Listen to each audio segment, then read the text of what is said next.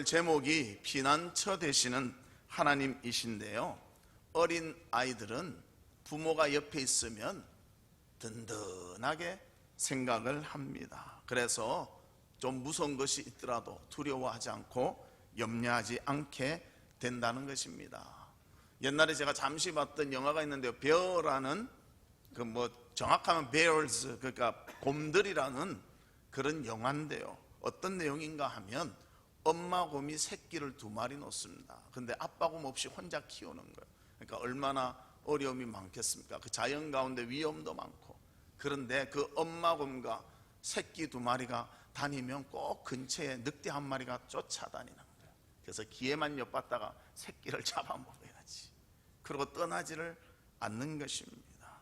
그런데 그 곰을 절대 해칠 수가 없습니다. 왜냐하면 엄마 곰이 탁 돌아보면 늑대는 슬금슬금 도망을 가는 거예요.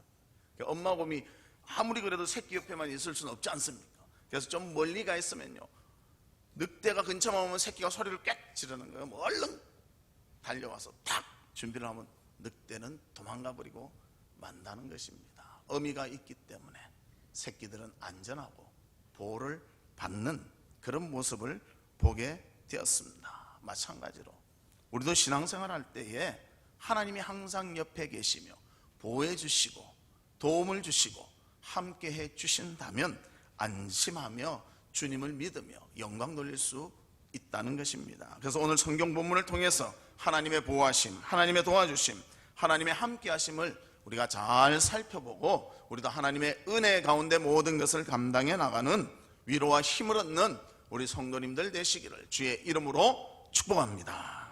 그러면 첫 번째로 피난처 되시는 하나님이십니다. 본문 1절을 보면 하나님은 우리의 피난처시요 힘이시니 환난 중에 만날 큰 도움이라, 이렇게 말씀하고 있습니다. 그러면 이 시편을 썼던 그 배경은 어떠했는가? 남유다가 멸망의 위기에 있을 때에 이 시편을 쓰게 됩니다. 유다왕 히스기야 때에 아수르의 산헤립이라는 왕이 이스라엘을 쳐들어옵니다. 그리고 모든 지역들을 정복해 나가는 거예요. 그래서 이제 딱 남은 것은 예루살렘밖에 없고요, 모든 지역은 초토화시키고 말았습니다. 이제 예루살렘 하나만 딱 남았고 어떻게 이길 힘도 없고요, 수만의 군사들이 그들을 둘러싸고 이제 시간만 딱 되면 공격해서 끝내버리려고 하는 그런 상태에 있었다는 것입니다. 이럴 때 히스기야와 유다에 있는 사람들이 가만히 죽을 날을 기다린 것이 아니라 하나님 앞에 기도했습니다. 하나님, 우리를 불쌍히 여겨주시고 우리와 함께 해 주시옵소서. 그때 둘러쌌던 군사의 수는 18만 5천 명, 너무나 많은 군사가 둘러싸고 있었습니다.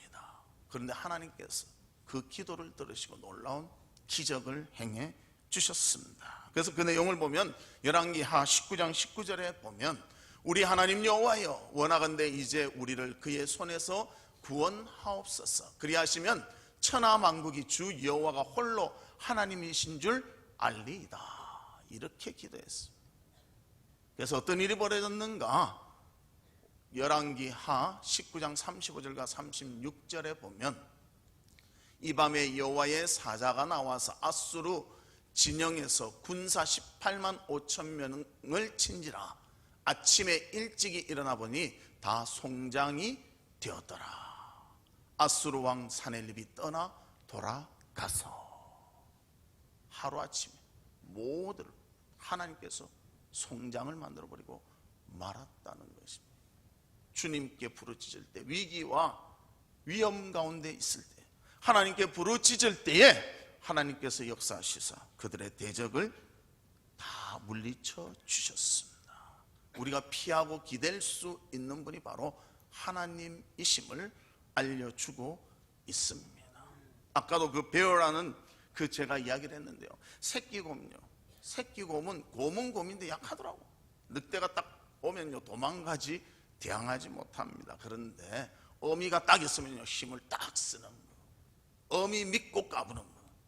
마찬가지로 우리도 이 세상에 살아가는데 위험도 많고 연약함도 많고 부족함도 많이 있습니다. 그러나 하나님이 우리의 피난처가 되시고 우리를 도와주는 분이 되실 때는 우리는 안전하게 기쁨 속에서 살아갈 수가 있는 것입니다. 그래서 하나님은 우리의 피난처시요 환난 중에 만날 큰 도움이시라는 것 기억하고 주님을 의지하는 우리 성도들이 되시기를 주의 이름으로 축복합니다. 어떤 사람들은 돈이 모든 것을 해결할 수 있다고 믿는 사람들이 있습니다. 하지만 돈이 모든 것을 해결할 수는 없습니다. 한 예만 든다 해도 건강을 돈으로 살 수가 있습니까? 결코 살 수가 없습니다. 진시 황제는 재력도 있었고요, 권력도 있었습니다. 그의 권력을 가지고 그는 불노불사를 하기를 원했습니다. 즉 늙지도 않고 죽지도 않는 것을 원했습니다. 그래서 그 나라 근처에 있는 좋다는 거 다 가져와서 먹었습니다. 또 어떻게 하면 늙지 않을까, 어떻게 하면 죽지 않을까 최대한 연구하고 그것을 실천을 했습니다. 그러나 그에게 남겨진 것은 그가 묻힌 무덤이 남게 되었다는 것입니다. 아무리 사람의 능력, 사람의 힘으로 하려고 해도 그는 한계가 있다는 것을 말해주고 있습니다. 그러나 하나님을 알 때 우리는 영원한 생명을 얻게 됩니다. 하나님은 우리에게 이 지상의 삶 속에서도 안전하며 기뻐하며 즐거워하며 기쁨 가운데 살 수 있도록 우리를 도와주시고 은혜를 베풀어 주시는 것입니다. 어제도 제가 학습 세례 입교 문답을 하면서 예수 그리스도를 구주로 믿으십니까? 그러니까 전부 예 하고 대답하더라고요. 예수님을 믿기 때문에 우린 두려움이 없습니다. 죽음을 이길 수 있는 부활의 능력이 있습니다. 하나님이 우리의 편이시라는 그 분명한 신앙 때문에 우리는 흔들리지 아니한다는 것입니다. 이 놀라운 은혜를 항상 가슴에 새기고 승리하는 삶을 살아가기를 바랍니다. 미국의 한 어린아이가 암을 앓고 있었습니다. 그리고 아들은 죽음 선고를 받았습니다. 그날부터 엄마가 아들을 위해서 성경을 읽어주기 시작했습니다. 그 성경을 읽다가 시편 23편이 나왔는데 시편 23편에 여호와는 나의 목자시니, 이것을 영어로 하면 딱 5단어가 되네요. The Lord is my shepherd 이렇게 되는 거예요. 그래서 The Lord is my shepherd 하면서 계속 손가락을 가지고 다른 구절을 읽지만 이것을 가지고 아들에게 계속 알려주었습니다. 그리고 그 아들, 이것을 할 때마다 아들이 위로를 받는 거예요. 힘을 얻는 거예요.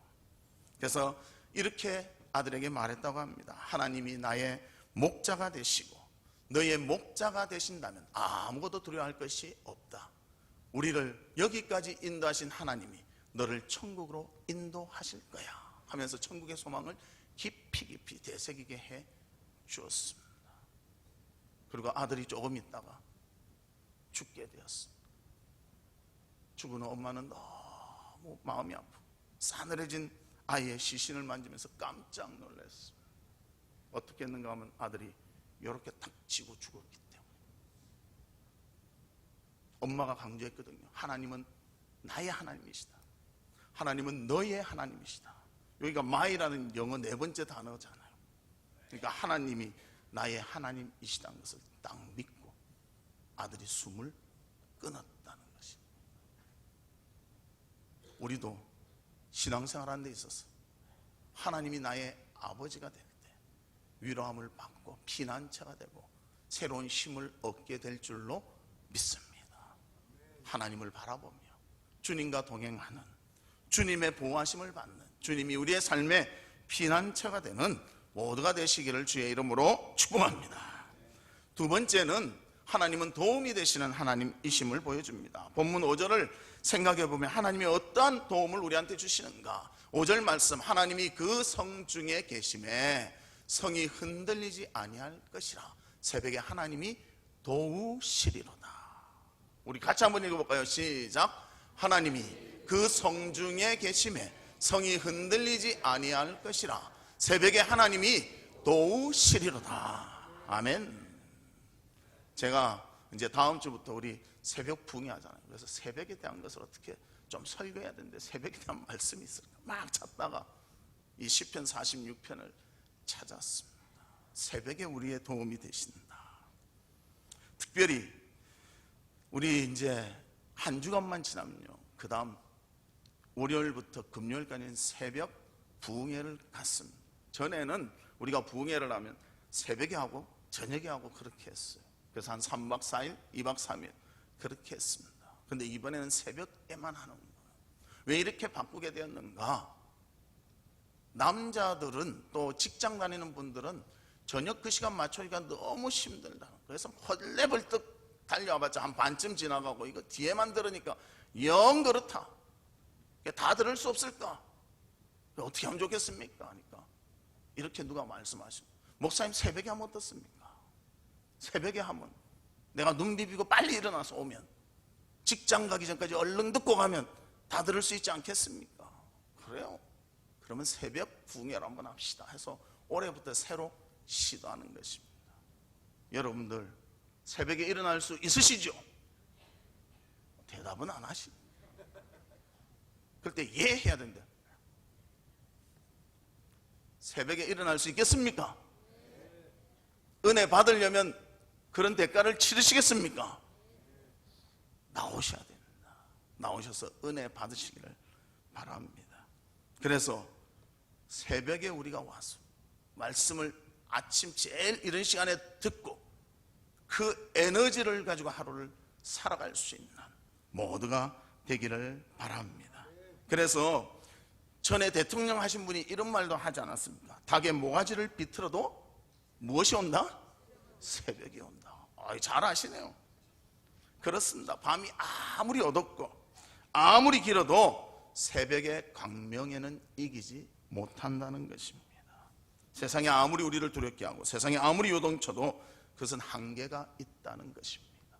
그 한계를 주님과 함께 한다면 극복할 수가 있는 것입니다. 이번 여름에 얼마나 더웠습니까? 언제 더위가 떠날까 하고 막 고민하고 밤잠 설치고 그랬는데요, 지금은 찬바람이 살살 불잖아요. 태풍이 올 때는 이거 어떻게 하나, 다 막 무너져 내리는 것이 아닌가. 그래도 태풍 싹 지나가니까 잠잠해졌잖아요. 어두운 밤, 깊은 밤이 있지만 그 밤은 새벽이 올 때 사라지게 된다는 것입니다. 하나님께서 우리에게 새벽을 준비해 주셨습니다. 새벽에 나와 은혜 받고 주님을 만나며 주님 앞에 온전히 바로 서는 우리 모두가 되기를 바랍니다.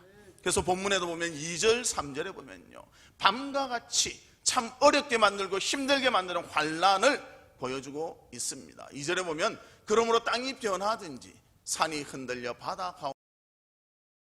바닷물이 솟아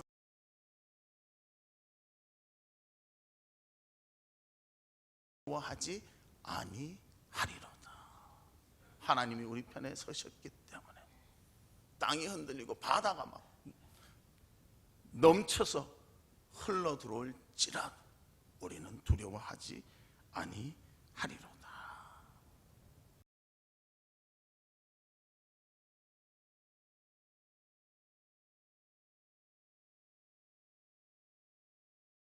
우리의 18만 5천 명의 군대가 닥쳐오더라도 그것을 어둠으로만 본 것이 아니라 하나님을 보고 기도할 때에 새벽이 나오게 되었다는 것입니다. 그래서 그런 새벽에 하나님의 역사하심을 성경은 또 여러 가지로 증거하고 있습니다. 출애굽기 14장 24절과 25절에 보면 새벽에 여호와께서 불과 구름 기둥 가운데서 애굽 군대를 보시고 애굽 군대를 어지럽게 하시며 그들의 병거 바퀴를 벗겨서 달리기가 어렵게 하시니 애굽 사람들이 이르되 이스라엘 앞에서 우리가 도망하자. 여호와가 그들을 위하여 싸워 애굽 사람들을 치는도다. 그렇게 말합니다. 홍해 바다가 갈라지고 그 사이를 막 이스라엘이 건너가고 있을 때 애굽의 군대가 병거를 타고 따라온다. 걸어가는 거하고 병거 타는 거하고 누가 빠르겠어요? 여러분, 걸어가는 거하고 차 타고 가는 거하고 누가 빠르겠어요? 그러니까 하나님이 제대로 가지 못하게 막 바퀴를 빼버리고 정신을 사납게 하는 거예요. 그것이 언제 일어났는가? 새벽에 일어났다.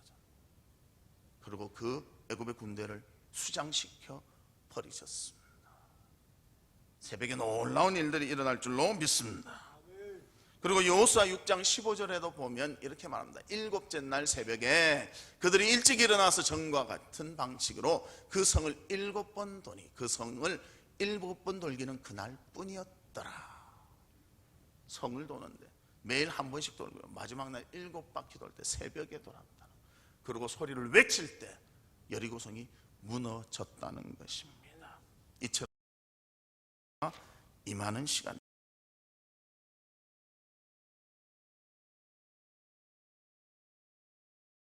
하나님의 기적을 경험하는 귀한 시간이 되시기를 바랍니다. 세 번째는 하나님은 함께 하시는 하나님이십니다.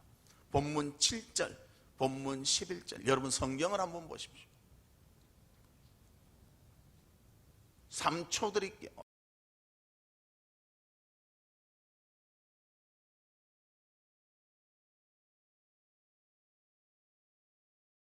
보였는데 지금 이제 다시 봅니다. 7절과 11절 내용이 어떻습니까? 글자 하나 안 틀리고 똑같다는 거. 우리 한번 읽어볼까요? 시작. 만군의 여호와께서 우리와 함께 하시니 야곱의 하나님은 우리의 피난처시로다. 하나님이 함께 하시니까 우리가 피할 수 있는 피난처가 되었다고 말씀하고 있습니다. 하나님의 함께 하심, 이것이 우리에겐 가장 큰 힘이라는 것을 말씀해 주고 있습니다. 마태복음 1장 23절에도 보면 보라 처녀가 잉태하여 아들을 낳을 것이요 그의 이름을 임마누엘이라 하리라 하셨으니 이를 번역한즉 하나님이 우리와 함께 함이라, 함께 계시다 함이라. 그리고 마태복음 28장 20절에 보면 내가 너희에게 분부한 모든 것을 가르쳐 지키게 하라. 볼지어다 내가 세상 끝날까지 너희와 항상 함께 있으리라 하시니라. 마태복음의 첫 장 마지막 장 하나님이 함께 하시겠다, 그것을 약속하고 계십니다. 그리고 또 하나님은 우리와 함께 하시며 끝까지 함께 하십니다. 시간적으로 볼 때 끝까지 함께 하시는 것입니다. 그리고 이사야 45장 6절에 보면 우리 같이 읽어볼까요? 시작. 해 뜨는 곳에서든지 저는 지는 곳에서든지 나 밖에 다른 이가 없는 줄을 알게 하리라. 나는 여호와라, 다른 이가 없느니라. 해 뜨는 곳에서든지 해 지는 곳에서든지 지역적으로 볼 때 하나님은 우리와 함께 하시는 분이시다, 이것을 말씀하고 있습니다. 시간적으로나 지역적으로나 하나님은 우리와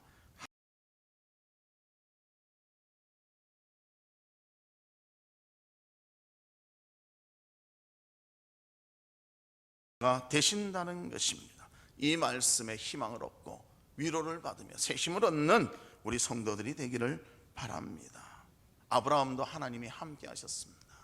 기도원도 하나님이 함께 하셨습니다. 다윗도 함께 하셨고 에스더와도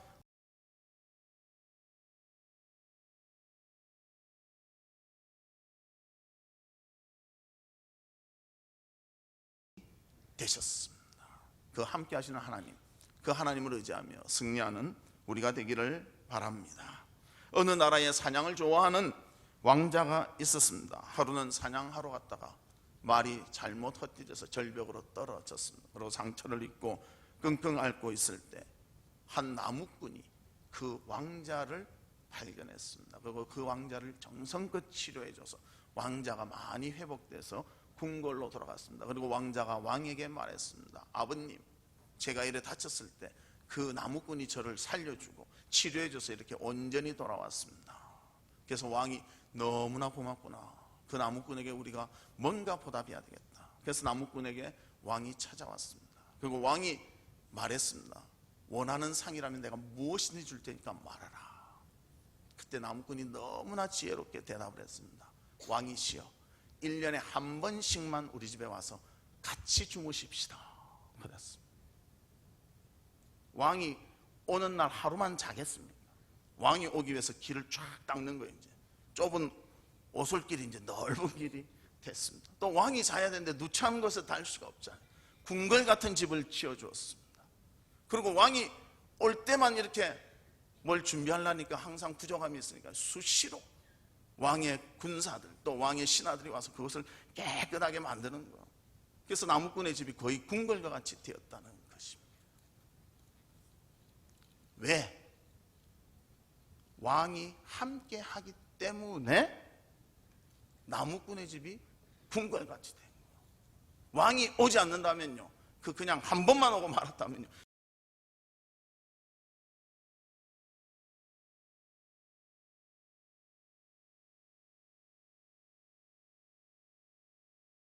왕이신 하나님이 함께 한다면 우리의 영혼과 육신은 더 풍성하고 아름다운 삶을 살아갈 것입니다. 이 놀라운 하나님의 함께 하심을 우리는 깨닫고 주님 앞에 믿음으로 온전히 바로 서는 모두가 되기를 바랍니다. 하나님은 새벽에 애굽의 군사들을 물리치셨습니다. 또 어려움을 피할 수 있도록 하셨고 여리고성을 정복하는 때도 바로 새벽이었습니다. 그 하나님이 우리의 도움이 되시고 힘이 되시고 함께해 주십니다. 이번 새벽 부흥회를 통하여 여러분들 하나님이 힘이 되시고 우리의 피난처가 되시고 능력이 되시고 도움이 되시며 함께하는 놀라운 은혜가 우리 가운데 풍성하시기를 주님의 이름으로 축복합니다. 기도하겠습니다.